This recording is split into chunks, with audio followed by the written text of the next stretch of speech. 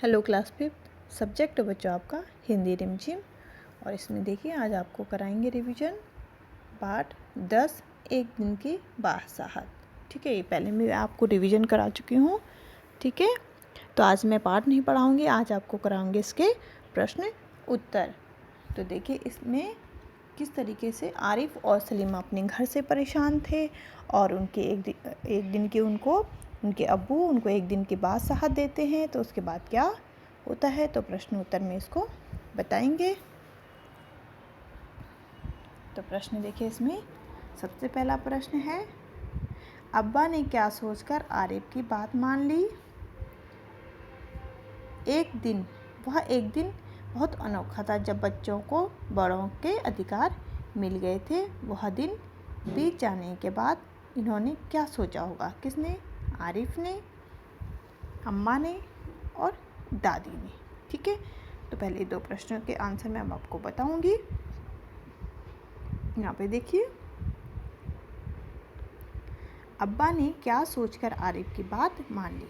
ठीक है ना, जो आरिफ और सलीम थे दोनों ने अपने अब्बा से क्या कहा था कि हमें एक दिन की क्या चाहिए, बासाहत चाहिए। जैसे आप लोग सब घर पे क्या करते हैं, सबके ऊपर अधिकार जमाते हैं, इसी तरीके से हम भी क्या करेंगे, एक दिन अधिकार जमाएंगे।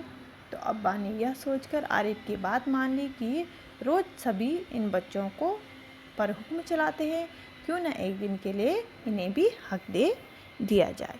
ठीक है, तो उनके अब्बा ने क्या सोचकर किया कि एक दिन भी इनको ये जो जैसे हम इन पे हक जमाते हैं, तो एक दिन इनको भी ऐसा हक मिल जाए। दूसरा देखिए, आरिफ ने सोचा कि यह दिन कितना आनंददायक था, काश ऐसा दिन रोज आए। ठीक है, जब आरिफ और सलीम एक दिन के बादशाह बने थे, ठीक है, घर के क्या बने थे, हेड बने थे, तो उनको क्या लगा, काश ये दिन ऐसे ही रोज आए, हम रोज सब पे क्या चलाएं, हुक्म चलाते, सब हमारा कहना मानते। तो यहाँ पे देखिए अम्मा ने क्या सोचा, तो अम्मा ने सोचा होगा बच्चों को थोड़ी बहुत आज़ादी ज़रूर देनी चाहिए और इनकी भावनाओं को समझना चाहिए। ठीक है, और दादी ने सोचा कि हम प्रतिदिन इन बच्चों को कष्ट देते रहते हैं, क्यों ना एक दिन इनको भी मिल जाए। ठीक है, तो ये आरिफ ने, अम्मा ने और दादी ने सोचा। अगला प्रश्न देखिए, इसमें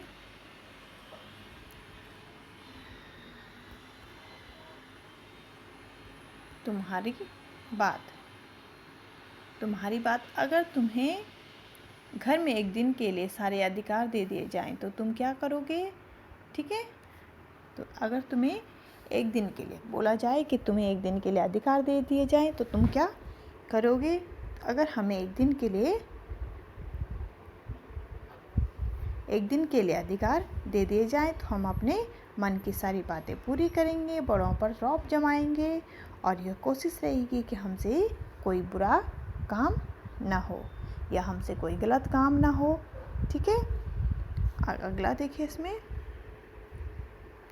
क्वेश्चन नंबर 2 था जो, ठीक है, क्वेश्चन नंबर 2 है। इसमें कहानी में ऐसे कई काम बताए गए हैं जो बड़े लोग आरिफ और सलीम से करने के लिए कहते थे। ठीक है, अपनी बुक में देखिए आप, तुम्हारे विचार में उनमें से कौन कौन से काम उन्हें बिना शिकायत करे बिना कर लेने चाहिए थे। जो आपकी बुक है उससे आप क्वेश्चन लिखेंगे तुम्हारी बात से। ठीक है, यहाँ पे मैंने आंसर छोड़ा है।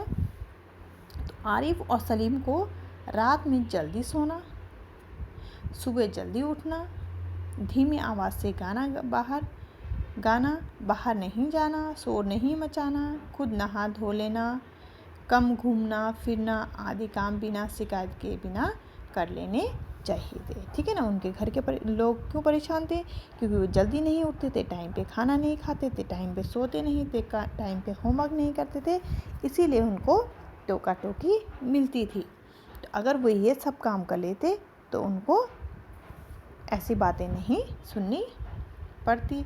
वहीं उन्हें सदा नाश्ता करके बेकार खाना खाने, बेकार कपड़े पहने जैसे कार्यों के लिए मना कर देना चाहिए था। क्या बोलते थे वो कि आज खाना गंदा बना है, ये कपड़े गंदे हैं, तो इस तरीके की उनको बातें नहीं करनी चाहिए थी। अगर वो इस तरीके की बातें नहीं करते तो उनको घर में डांट नहीं पड़ती।